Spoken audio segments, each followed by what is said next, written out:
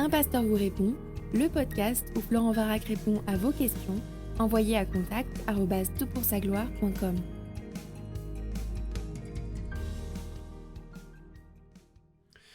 La question est posée. Bonjour, j'aimerais comprendre si un chrétien peut avoir, oui ou non, des animaux domestiques. Récemment converti, j'observe que les animaux de compagnie sont peu recommandés à un chrétien. Leur attachement semble être un atout affectif dans de nombreuses situations, que ce soit pour les enfants ou les adultes. Ils peuvent également être utiles, chiens de garde, etc. Sans basculer dans l'adoration excessive, un chrétien peut-il avoir un animal de compagnie? Merci pour tes podcasts, source d'enrichissement spirituel. Écoute, c'est une super question, un sujet très populaire dans nos cultures occidentales, mais pas que d'ailleurs. Alors je suis assez surpris que tu aies observé que les animaux de compagnie sont peu recommandés à un chrétien. Je ne pense pas avoir jamais recommandé ou pas recommandé d'avoir des animaux de compagnie, mais en fait ta question nous permet d'explorer ce thème qui est fascinant et qui concerne des millions et des millions de personnes en Europe, c'est certain, et tu as raison de le remarquer aussi, parfois pas simplement sous l'angle d'animaux de compagnie pour l'agrément, mais aussi de compagnons de travail. Je discutais récemment avec quelqu'un qui avait côtoyé des bergers, et les patous, les chiens de berger sont tellement importants pour pouvoir aider le berger dans son travail, notamment maintenant qu'il y a des loups, des ours, et qu'il faut faire assez attention. En tout cas, les églises évangéliques doivent parler en fonction des prescriptions de la Bible, et donc, voilà, je me dis, je vois pas de prescription directe sur cette question, donc ce que je peux faire, c'est un tour d'horizon de la question, et c'est ce que je te propose en fait, un tour d'horizon de la question sur les animaux, et notamment les animaux de compagnie. J'essaierai d'être un peu plus explicite par rapport à ta question en fin de podcast. Je ferai donc 10 remarques. La première, c'est que les animaux sont un cadeau créationnel de Dieu. Tu as probablement lu en Genèse combien Dieu crée les animaux, et puis après que Dieu ait créé Adam, il le charge de nommer ces animaux. Cette taxinomie est le premier exercice de science de l'histoire, et à la fin de cette semaine de création, Dieu dit « c'était très bon ». Alors ce que j'observe, c'est qu'il y a une intégration du monde animalier à la création, et que c'est beau, et que c'est bon, et que l'homme a un rôle de domination, alors d'organisation, de gestion. Alors on le voit d'ailleurs dans cette notion d'organisation et de gestion, quand on voit l'évolution par exemple des chiens. Dans le Nouveau Testament, quand on parle de chiens, c'est pas très beau comme image, parce que c'était plutôt des animaux qui rôdaient, qui volaient pour vivre, et que l'on essayait de chasser. Ils n'avaient pas bonne réputation. Et puis on a domestiqué ces animaux, certains d'entre eux, qui sont devenus utiles, je l'ai cité pour les bergers et autres, et puis pour développer des traits de caractère qui étaient plus proches, soit de la chasse, soit de la compagnie, soit du gardiennage. Donc, il y a cette réalisation de l'homme qui pèse sur la création de Dieu, et ça immédiatement implique une notion de relation particulière entre l'être humain et les animaux. Deuxièmement, je note que les animaux sont représentés dans le ciel. Ézéchiel 1 parle d'une vision vraiment très étrange du trône de Dieu, et on voit qu'il y a des êtres qui ont une face d'homme, 4 qui ont une face de lion à droite, tous 4 ont une face de bœuf à gauche, et tous 4 ont une face d'aigle. Alors, je ne sais pas comment me représenter cela, mais il y a une dimension très symbolique, j'imagine, et ce symbole peut refléter la gloire du type animal dans le monde à venir. Un auteur a remarqué d'ailleurs que Élie monte au ciel dans un tourbillon alors que des chevaux de feu le prennent. Alors, encore une fois, ce sont des chevaux de feu. Et puis, du ciel, dans la fin des temps, en Apocalypse 19, 11, on voit un cheval blanc. Celui qui le monte s'appelle fidèle et véritable. Il juge et combat avec justice. On voit que c'est Jésus qui revient instaurer son règne sur terre. Et il monte un cheval blanc. Alors, encore une fois, ça peut être symbolique. Mais je vois la place du symbole animalier ou de la présence animalière dans le ciel, et c'est pas anodin. Troisièmement, les animaux ont été préservés aussi lors du jugement du déluge. Alors vous connaissez cette histoire célèbre de Noé qui bâtit une arche, Dieu qui fait venir des couples d'animaux qui sont préservés de ce jugement planétaire, et on voit donc que les animaux comptent pour Dieu, et que c'était quelque chose qui avait de la place dans la pensée de Dieu. D'ailleurs, le psaume 147, verset 9 nous dit « Il donne sa nourriture au bétail, au petit du corbeau quand il crie, ou le psaume 104, 21, les lionceaux rugissent après la proie pour demander à Dieu leur nourriture.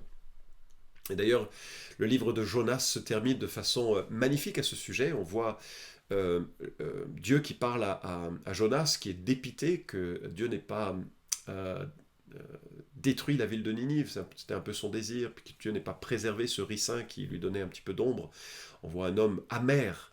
Mais Dieu lui parle, on imagine qu'il reçoit la leçon puisqu'il écrit le livre ensuite, mais Jonas 4,11 lui dit « Et moi, je n'aurai pas pitié de Ninive », c'est Dieu qui parle, « la grande ville dans laquelle se trouvent plus de 120 000 êtres humains qui ne savent pas distinguer leur droite de leur gauche, et des bêtes en grand nombre. » Dieu les compte, comme s'il comptait aussi dans sa pensée. Quatrièmement, les animaux bénéficient de droits dans la loi de Dieu. Exode 23, 12 nous dit « Pendant 6 jours tu feras ton ouvrage, mais le 7e tu respecteras le sabbat, afin que ton bœuf et ton âne aient du repos, et puissent souffler, comme le fils de ta servante et l'immigrant. » Deutéronome 25, 4, tu n'emmuselleras pas le bœuf quand il foule le grain. C'est-à-dire que le bœuf qui travaille doit profiter aussi du fruit de son travail. Alors le Nouveau Testament dit, c'est pas que Dieu se soucie des animaux, mais c'est que ce souci des animaux est aussi une image que l'on doit reporter sur le souci que l'on a vis-à-vis de ceux qui travaillent.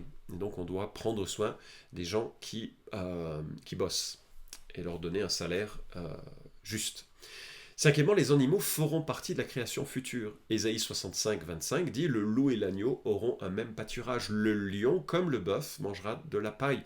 Et le serpent aura la poussière pour nourriture. Il ne se fera ni tort ni dommage sur toute ma montagne sainte, dit l'Éternel. » Alors que ce texte fasse référence à l'état éternel de la vie sur une nouvelle terre et dans un nouveau ciel, dans un nouvel univers, ou que cela fasse état de la vie pendant le millénium, c'est-à-dire pendant les temps où Christ régnerait sur terre pendant 1000 ans, alors ça dépend de ton école de pensée à ce sujet, on voit en tout cas qu'il y a une présence animalière dans le temps futur. Sixièmement, les animaux étaient traités parfois avec tendresse. Alors, on a des proverbes par exemple qui nous dit « Le juste prend soin de son bétail », mais les entrailles des méchants sont cruelles. Donc on voit que Dieu s'intéresse à la manière dont les êtres humains traitent les animaux. Proverbe 27, 23, « Connais bien chacune de tes brebis, donne tes soins à tes troupeaux. » Alors bien sûr, là on est aussi dans une gestion saine des ressources que l'on peut avoir. C'est pas simplement de la tendresse animalière, c'est aussi profiter de son investissement aussi, prendre soin de son troupeau, c'est pouvoir bien le vendre et pouvoir bien en vivre. Donc il y a aussi cette dimension. Mais non, moi ça fait partie des choses. Mais ce qui est le plus marquant à ce sujet, c'est l'histoire que nous rapporte la Bible en 2 Samuel lorsque le prophète Nathan vient reprendre David pour son adultère. Et il raconte l'histoire d'un pauvre dont on vient dépouiller la brebis. Et voilà comment c'est raconté. Le pauvre n'avait rien du tout, sinon une petite brebis qu'il avait achetée. Il la nourrissait, elle grandissait chez lui avec ses fils. Elle mangeait de son pain, buvait dans sa coupe, dormait sur son sein. Elle était pour lui comme une fille, cette brebis. Alors si le prophète utilise cette image, c'est qu'elle existait. C'est le propre des paraboles, c'est de prendre une scène populaire et puis d'en donner une leçon, ce que Nathan va faire avec David. Cette scène populaire nous montre que, je crois, c'est la plus proche expression d'un animal de compagnie. Même si c'était un animal de compagnie qui peut-être avait vocation ensuite d'être vendu pour vivre, on prenait soin de ces animaux, il y avait une tendresse qui était là. Alors, prenons maintenant un petit peu de recul. Oui, et c'est mon 7e point, les animaux peuvent être une idole. Alors, c'est quoi une idole ? Eh bien, c'est pas forcément ces totems que l'on vient adorer en mettant du riz devant pour apaiser les esprits ou les divinités étrangères, ça peut être ça, mais c'est un concept un petit peu plus fin parfois qui détrône Dieu et qui fait que on trouve le sens de son existence au travers de cette idole. C'est pour ça que la nourriture peut devenir une idole, parce que c'est pas simplement une question de gloutonnerie, mais on cherche à remplir sa vie plutôt que de remplir sa vie avec Dieu. L'amour du sport peut conduire au contrôle excessif de soi et au contrôle excessif des autres, avec un esprit compétitif qui va rendre fou tous ceux auprès de qui l'on est. L'amour de l'argent peut prendre une place telle qu'elle devient centrale, et vous savez que l'argent est un très mauvais maître, elle ne peut être qu'un bon serviteur. Enfin, l'argent ne peut être bon que lorsqu'il est au service de causes plus nobles. Si d'ailleurs le sujet de l'idolâtrie t'intéresse, je te recommande le livre Les idoles du cœur de Keller, publié aux éditions Clé. C'est probablement le livre qui m'a le plus marqué de toute ma vie chrétienne. Un excellent ouvrage qui nous permet de réfléchir sur le rôle des idoles. Bref, est-ce qu'un animal de compagnie peut devenir une idole? Oui, comme toute chose que Dieu a créée, ça peut devenir tellement central et source de tellement de satisfaction pleine en quelque sorte que ça devient le prisme par lequel on vit nos vies. Je connais des gens qui donneraient leur vie pour leur chien mais pas pour leur conjoint. Ça pose un problème, n'est-ce pas? C'est-à-dire que si l'amour que l'on porte sur un animal, et c'est vrai que c'est plus facile parce que l'animal généralement tend à le rendre assez facilement quand on lui donne de quoi manger, mais si l'amour que l'on donne à un animal nous empêche d'aimer ou masque nos déficiences en amour, c'est un problème. Je l'ai vu, donc j'en parle. Je connais des gens qui consacrent tellement d'argent pour leur chat qu'ils en oublient le soutien missionnaire ou de l'Église. Il y a une problématique de priorité ici. Je connais des gens dont la vie tourne autour de leurs animaux domestiques au point que tout est dirigé par cet animal domestique. Ça me pose un problème parce que la Bible nous demande d'aimer Dieu de tout notre cœur et d'aimer notre prochain et que c'est dans cette priorité que s'expriment plein de loisirs, que ce soit les hobbies que l'on peut avoir, que ce soit aussi un animal de compagnie. Huitièmement, oui, les animaux peuvent être une bénédiction. J'ai déjà cité un certain nombre de choses qui vont dans ce sens. Comme tu le soulignes, ça peut être un merveilleux apprentissage de responsabilité pour les enfants, ça peut être une merveilleuse expression de l'affection, ça peut être aussi une source de guérison face à des maltraitances, face à des situations passées qui sont troublantes. Et je remarque que Dieu se présente comme celui qui prend soin d'un troupeau à notre égard. Donc il y a quelque chose de l'ordre de le soin que je porte est aussi source de réflexion vis-à-vis du soin que Dieu me porte. Ésaïe 40, 11 nous dit « Comme un berger, il fera paître son troupeau, de son bras il rassemblera des agneaux et les portera dans son sein. Il conduira les brebis qui allaitent. » Donc il y a une tendresse de Dieu qu'il nous faut comprendre, et l'image qui nous est donnée, c'est l'image d'un berger qui prend soin de son troupeau. Donc peut-être qu'aujourd'hui, il prendrait l'image d'un homme qui prend soin de ses chiens et de ses chats de compagnie, je ne sais pas. Mais il y a une notion de tendresse qui est légitime, puisque Dieu l'utilise comme exemple sur la manière dont il traite son peuple. Alors après, neuvièmement, c'est aussi une question de réalisme. 1 Corinthiens 10, 23 nous dit « Tout est permis, mais tout n'est pas utile. Tout est permis, mais tout n'édifie pas. » Et donc, il faut savoir, est-ce que c'est utile pour moi? Lorsque l'on gagne, par exemple, très peu d'argent, c'est un budget, un animal de compagnie. Et donc, il faut se penser, est-ce que je peux le nourrir suffisamment, le nourrir correctement? Est-ce que je peux prendre soin de cet animal? Est-ce que ça ne va pas me détourner de choses essentielles dont pourraient avoir besoin nos enfants pour leur éducation et tout ça? Ça, c'est une question qu'il va falloir sous-poser. Et puis, et c'est mon 10e point, c'est une question de gloire de Dieu. Quoi que vous fassiez, nous dit Colossiens 3,17, faites tout au nom du Seigneur Jésus en rendant grâce par lui à Dieu le Père. Il y a une manière d'avoir un animal de compagnie pour la gloire de Dieu, et il y a une manière de l'avoir pour la gloire de soi. Et là, il faut réfléchir à ses motivations, réfléchir à la manière dont on veut encadrer cette réalité, pour que ça ne nous fasse pas perdre le sens des priorités, le sens de nos vies qui doit être central. Alors, j'ai essayé de retrouver ce dont je vais parler maintenant pour conclure, et je n'ai pas trouvé la source originelle. Mais il y a une histoire qui circule, qui dit que l'apôtre Jean, alors qu'il était à Éphèse, avait pour hobby l'élevage des pigeons. Alors, c'est peut-être pas l'animal de compagnie le plus fréquent aujourd'hui, mais ça faisait partie des loisirs de l'époque. Et un jour, un fonctionnaire local est passé devant la maison de Jean, à son retour de la chasse, et lorsqu'il a vu Jean jouer avec l'un de ses pigeons, le fonctionnaire a gentiment réprimandé le vieil évêque de passer son temps de façon si frivole. Jean a regardé l'arc que portait cet homme et a remarqué que la corde était desserrée, et le chasseur a répondu « Oui, je relâche la corde de mon arc quand il n'est pas utilisé. Si elle reste tendue, elle perdra sa puissance de rebond et me fera défaut lors de la chasse. » Et Jean a répondu « Eh bien moi, je détends maintenant l'arc de mon esprit, afin de pouvoir mieux tirer les flèches de la vérité divine. » Alors, Comme quoi, même à l'époque, il y avait cette question, si cette histoire est vraie, je ne sais pas, mais même à l'époque, il y avait cette question de est-ce que c'est juste d'avoir des loisirs? Et si cette histoire est vraie, Jean est très sage pour dire on ne peut pas être entièrement consacré à quelque chose sans devenir obsédé par cette chose, et ça va avoir un effet contraire que ce que l'on souhaite vivre. Et donc avoir un hobby, avoir un loisir, peut-être avoir un animal de compagnie, ça peut nous déstresser, nous permettre de mieux fonctionner dans d'autres situations, dans les situations de stress, de ministère, de profession ou autre. Donc voilà, pour conclure, je crois qu'il faut voir dans les animaux qui nous entourent un cadeau, une expression de la bienveillance de Dieu.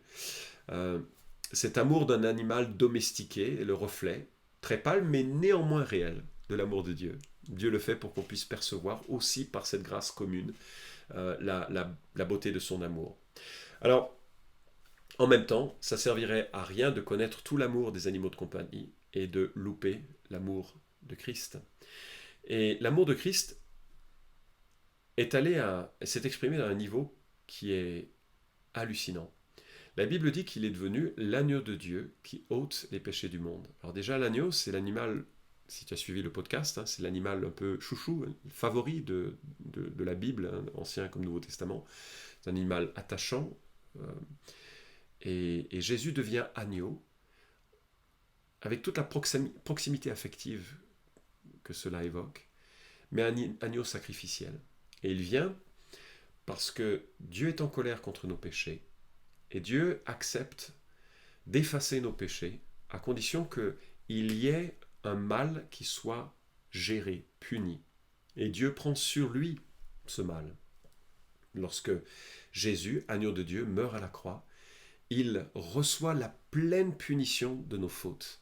Il reçoit le plein jugement que nous méritions. L'agneau est mis à mort pour que nous vivions. Et d'ailleurs, cette symbolique de quelque chose qui meurt pour que je vive nous accompagne dans toutes les situations de vie. Chaque fois que je mange un beefsteak, un bœuf a dû mourir pour que je vive. Chaque fois que je mange une carotte a dû mourir pour que je vive. La notion de mort qui donne la vie, de façon très prosaïque dans le concret de l'existence, c'est aussi ce rappel de cette notion beaucoup plus fondamentale que je ne vis que par le sacrifice de Dieu pour moi. Et il nous invite à lui faire confiance, à déposer à ses pieds notre culpabilité, et en reconnaissant que non seulement nous sommes coupables, mais que Jésus est mort pour nous. Et nous lui demandons, Seigneur, voilà, pardonne-moi, entre dans ma vie. Et c'est de cette proximité-là que Dieu voudrait que nous ayons, et dont les animaux de compagnie sont un tout petit reflet. J'espère avoir répondu à ta question.